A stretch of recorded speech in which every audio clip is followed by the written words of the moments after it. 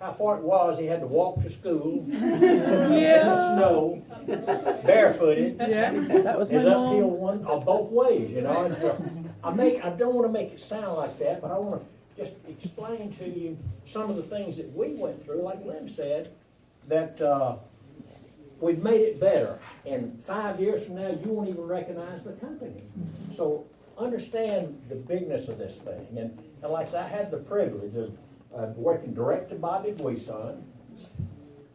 And we had in the same office, Art Williams was in the office.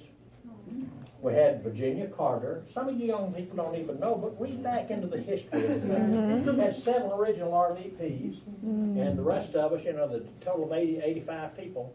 But you have Bill Arenda, you have Art Williams, you have Bobby Buison, you have Bob Turley, who's right down the street, and Rusty Crossland. I mean, you have total access to these people on a daily basis. We lived about 50 miles away from the office.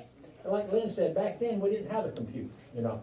Back then we had to drive about 50 miles. I drove 55 miles every single day, 6 days a week, just to be around Art Williams and Bobby Buison, because when I make a commitment, I make a commitment. And that's what you need to do, understand. And like Lynn said, Art Williams looked around my baby blue eyes and said, I didn't say it'd be easy. I said it'd be worth it. Yep. And he was a coach, and all those of us who played sports, you understand that. What really attracted me to the business, every one of the people, all the RVPs were coaches, with the exception of Virginia Carter. But some of us who in sports or athletics of any type, you believe in your coaches. I believed in my coach. I'd tell my coaches things I wouldn't even tell my dad, you know. But when you have coaches that really, you know they've got your best interest at heart. And so when you've got people like Lynn said, like Art Williams, I mean, it could be raining out there and he could convince you it's snow. I mean, it's sunshine, you know.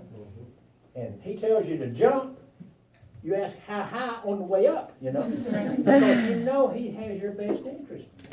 And when we started, like I said, we really didn't have a lot of the technology we have today. We had one product, one insurance product. Who in here have ever heard of Massachusetts Indemnity Life Insurance Company?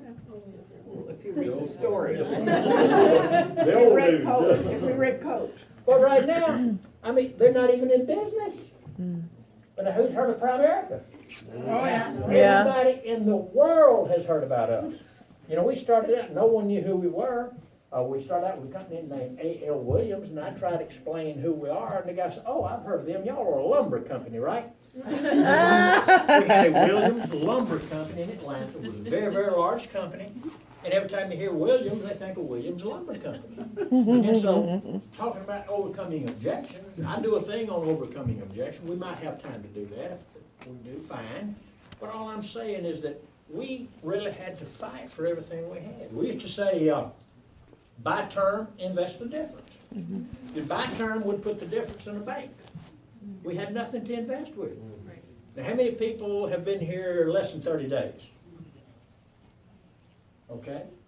Who have been here, say, 6 months, at least 6 months? Less than 6 months, yeah. Okay, less than 6 months.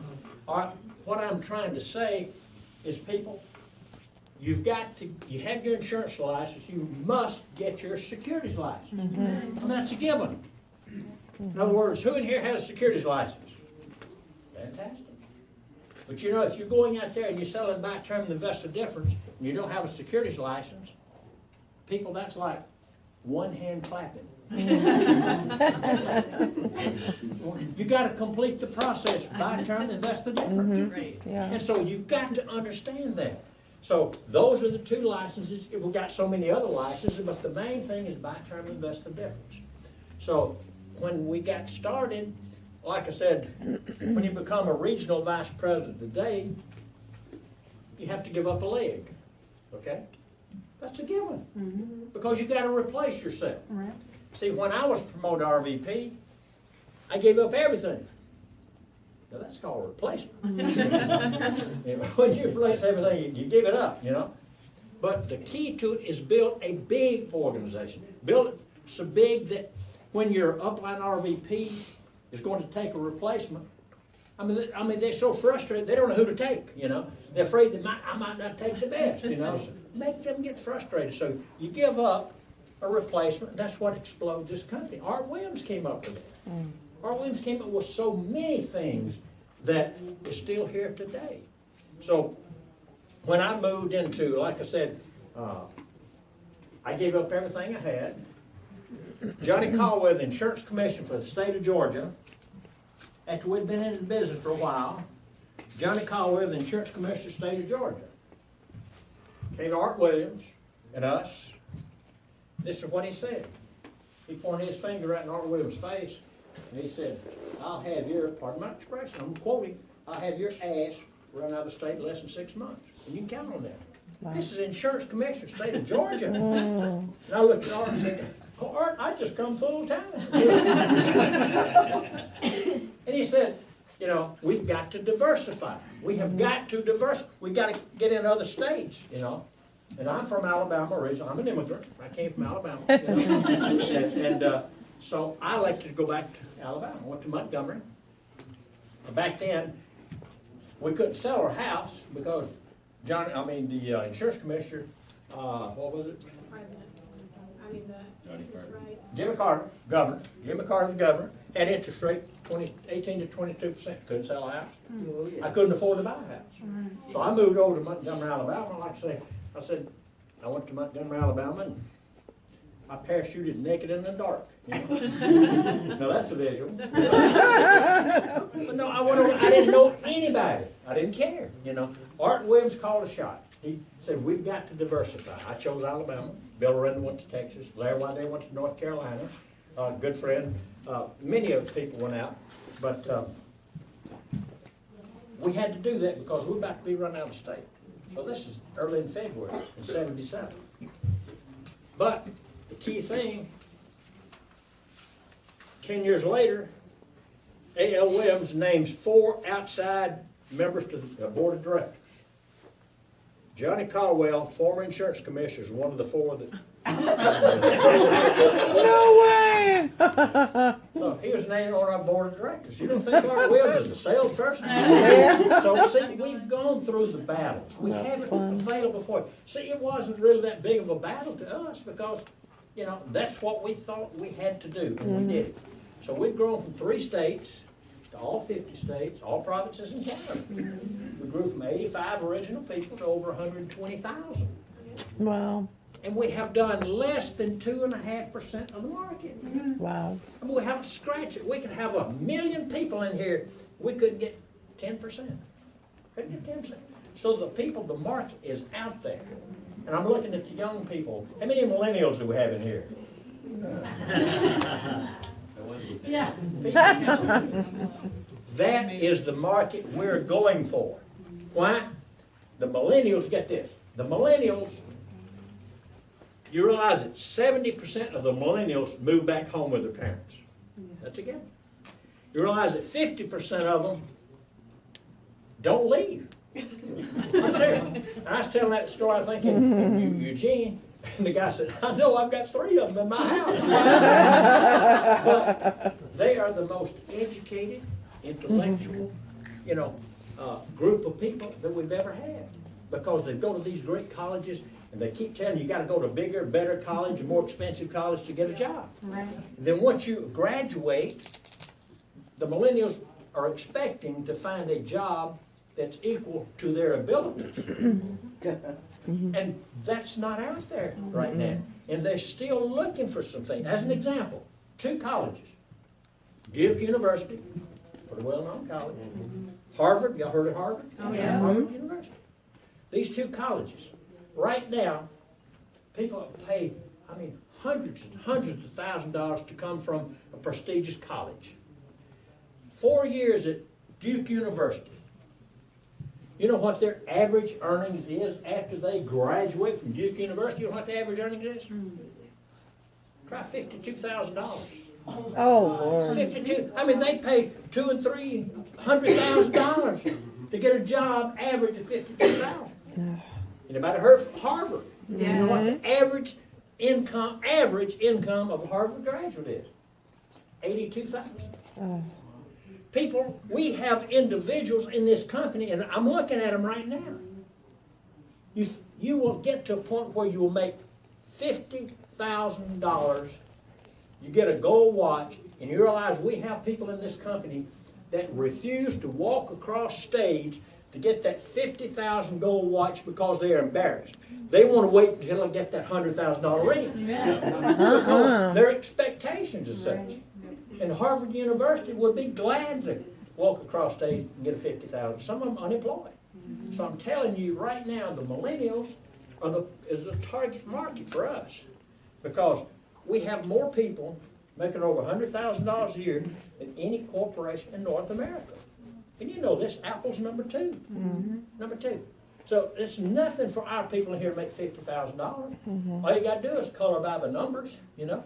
You listen to Greg and Becky. I mean, they're two of our, I guarantee they'll write books about this couple. I promise you. I mean, what I've seen about them, what they're doing right now, I'm thinking about quitting right now and coming back in under them. Because they're superior leaders. And she's sitting in and talking to me all the things she's doing. My eyes rolling back. I said, nobody does this. You know? But I mean, they're so focused. And you have a tremendous, tremendous opportunity to get to where you want to be. I don't know of any company out there. There has never, ever been a company like Primera. Never.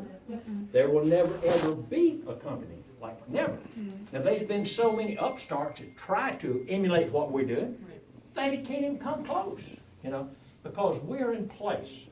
See, the key to this business is we have leadership like Art Williams, Pete Dawkins, General Pete Dawkins, the youngest general in Vietnam. You have John Addison, and we've got Glenn Williams. I'm telling you, these people understand. They're businessmen. See, you know how much money we spend each year? You know how much money we spend on the internet, how much we spend on TV and publication? You know how much money we spend to publicize Primera? You know how much money we spend? Close your eyes, tell me what you see. Nothing. Nothing. That tells you, I mean, we've got 120,000 people out there every single day promoting Primera. They cost nothing because they know where the money comes from is a sales force.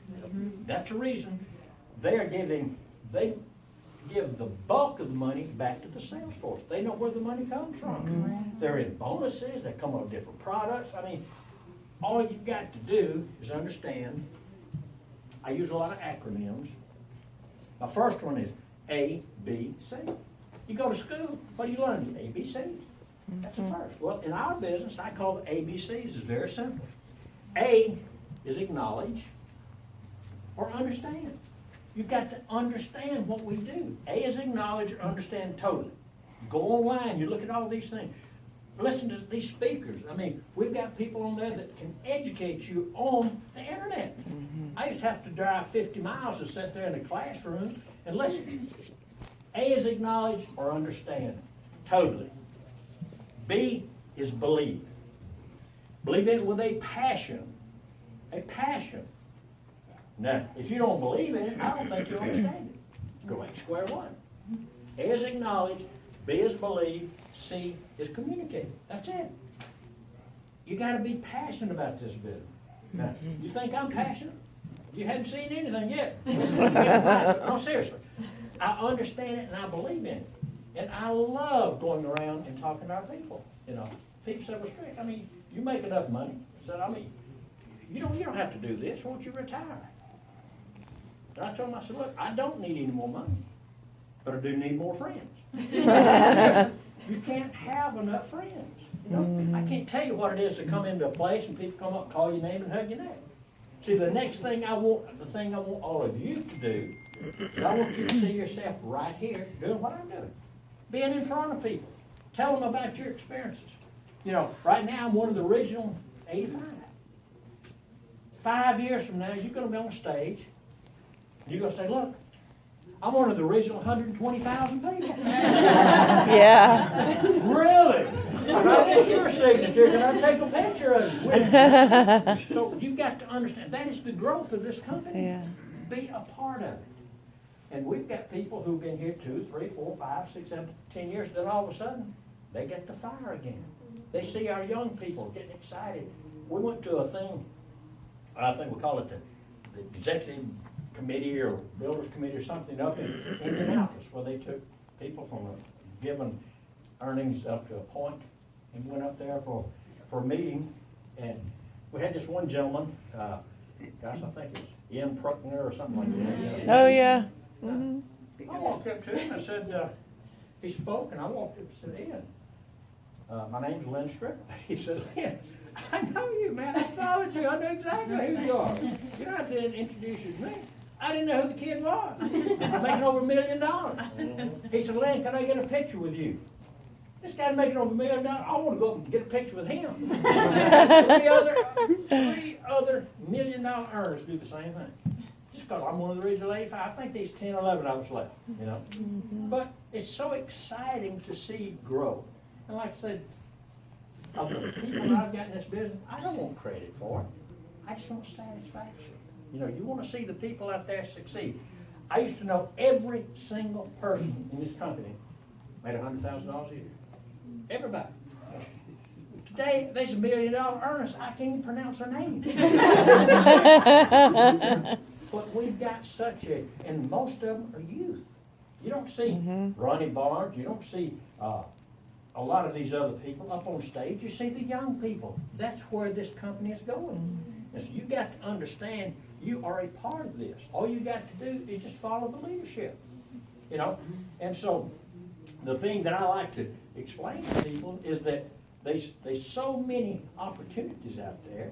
You have got to see yourself, you know, as a leader. You are a leader already. Now, one point I was going to make here, let me see. See, you get to me like I do sometimes, you get what you had for breakfast, okay? But, as an example, she asked you, now how many people in here have gotten a letter from me? Let me see.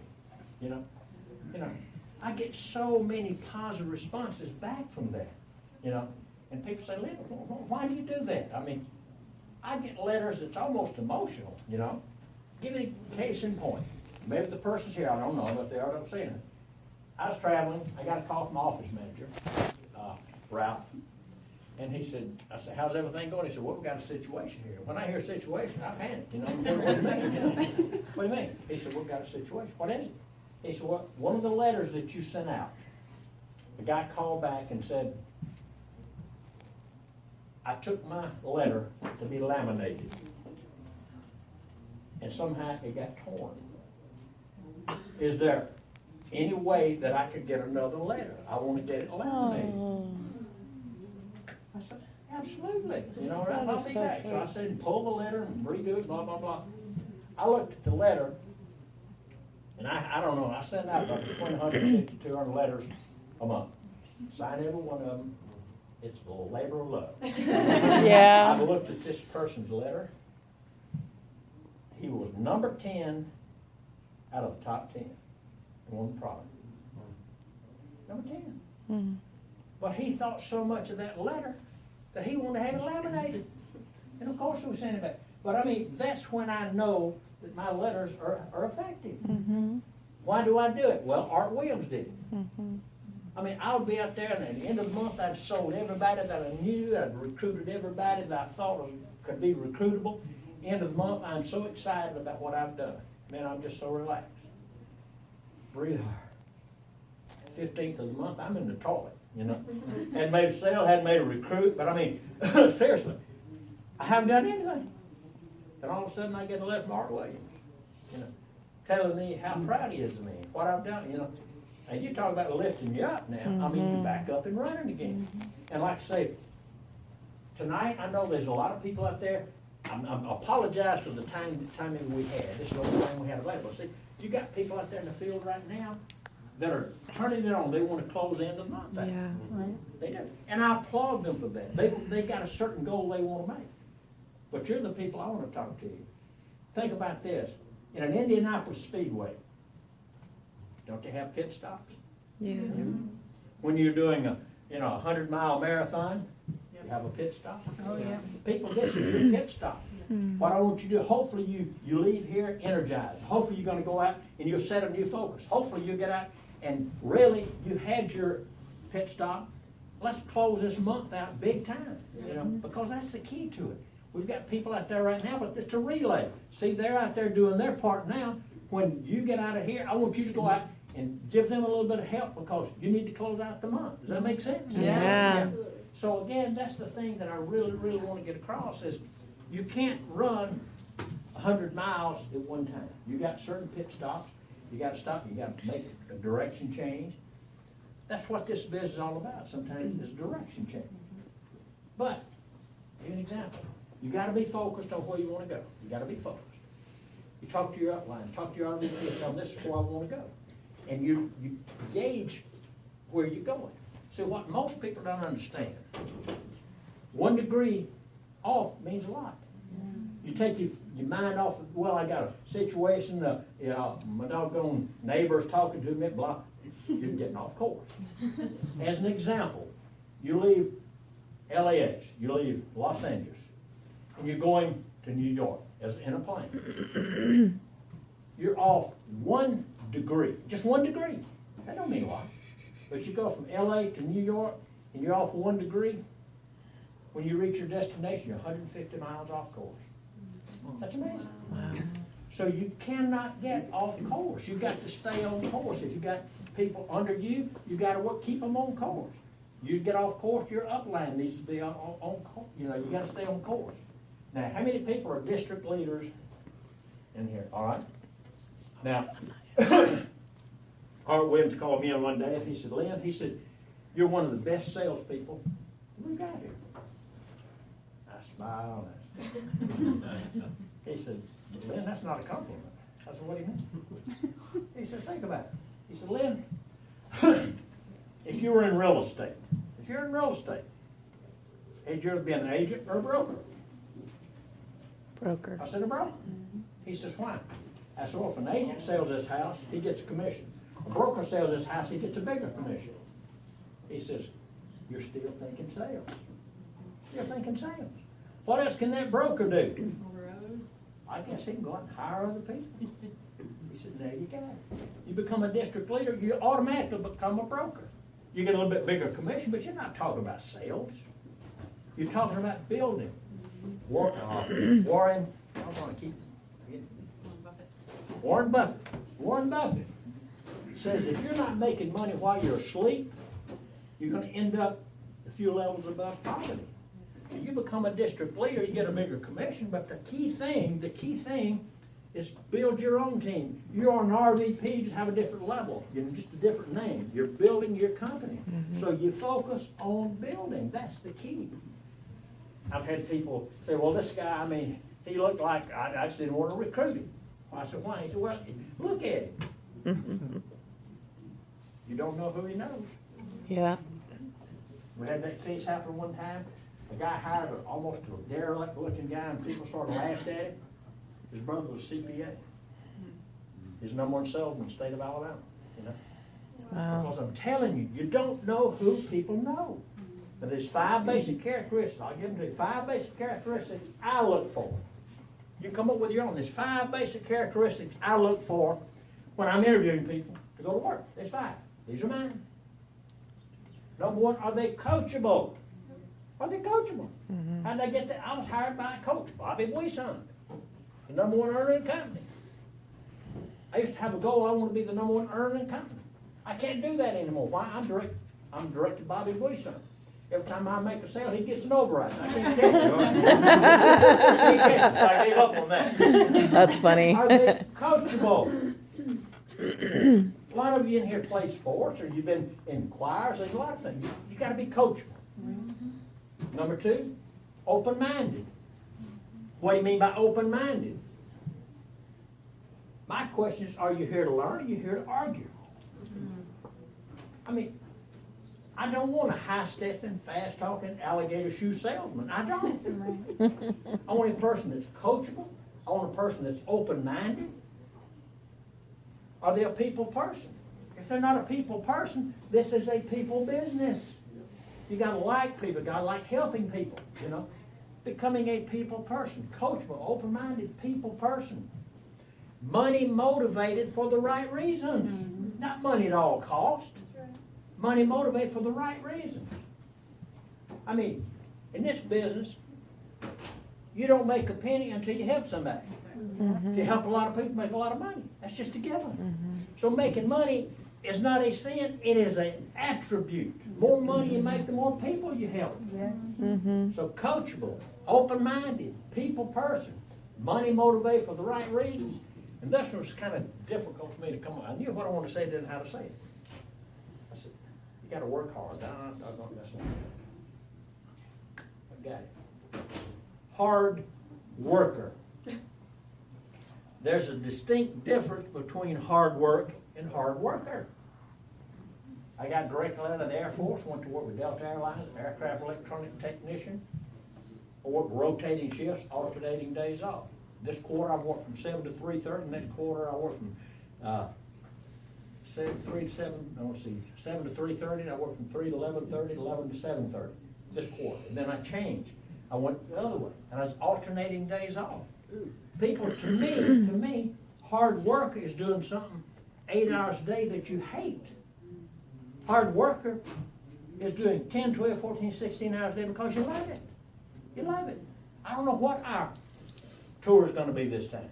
Like I said, we're coming into Eugene, Oregon.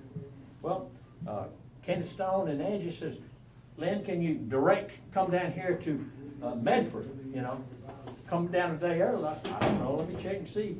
Called my office manager, I said, can you change a flight going down to Medford? Don't know where Medford is. He said, yeah, I guess. Well, we got on an airplane. They changed all right. I was in aisle 17, my wife was back here 27. We weren't even close to it, but that's okay. Then we got to Medford, and like I said, I talked and my voice almost gone, and I got up a little bit, then went up to Eugene, Oregon, yesterday, and then we're up here in Portland, So again, people, that's hard working because you love it. It's not you have to do it, it's you love it. But like I said, we started in Montgomery. Out of that, we grew to 10 states and 4 provinces in Canada. Anybody have been to Moose Jaw, Canada? Moose Jaw. Yeah, I got over there.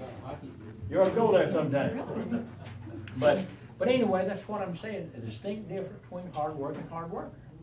Also, the thing you want to write down, I didn't realize this. I think Pete Bogartis came over this. Pete Bogartis called my office manager, Ralph. He said, how much money has Lynn made since he's been in Primerica? I don't know. He gave it to him. He said he worked with Delta. I said, yeah. He said, yeah. Pete says, Lynn Strickland worked with Delta Airlines, one of the best companies you can get and go to work with, above average earnings, company benefits, flying privileges, retirement, vacation, all that stuff. You think that's where I want to be? Well, he said the amount of money I've made with Primerica, if I'd have stayed at Delta, it would have taken me 225 years to match it. Wow. Isn't that amazing? Mm-hmm. I mean, I didn't know that, But when I say the thing you got to understand, going to work with these corporations, these other companies, my word to you is,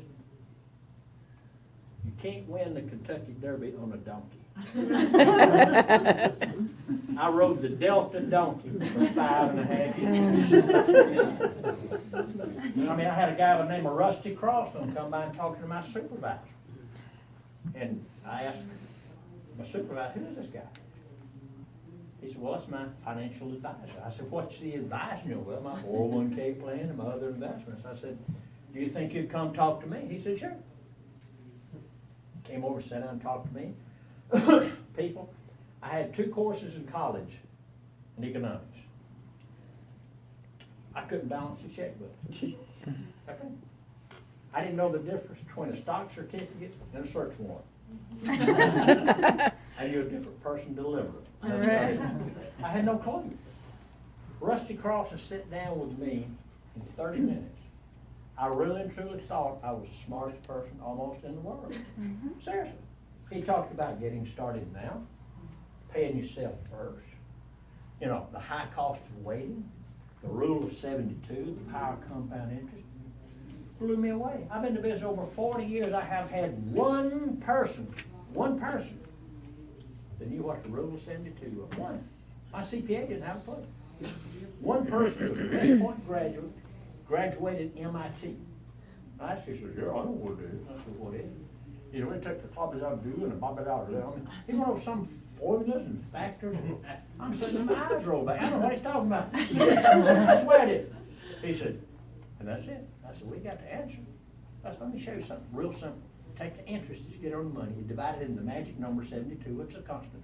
You add straight into 72, it tells how many years it takes your money to up. He said, you gotta be kidding.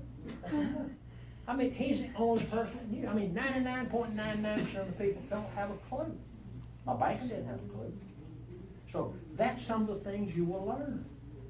And like I said, one of the things that that really excited me, how many people in here have children? Okay. How old are you? 9, 2, and 4. 9, 2, and 4. My daughter was 2 years of age. And it's Stacy.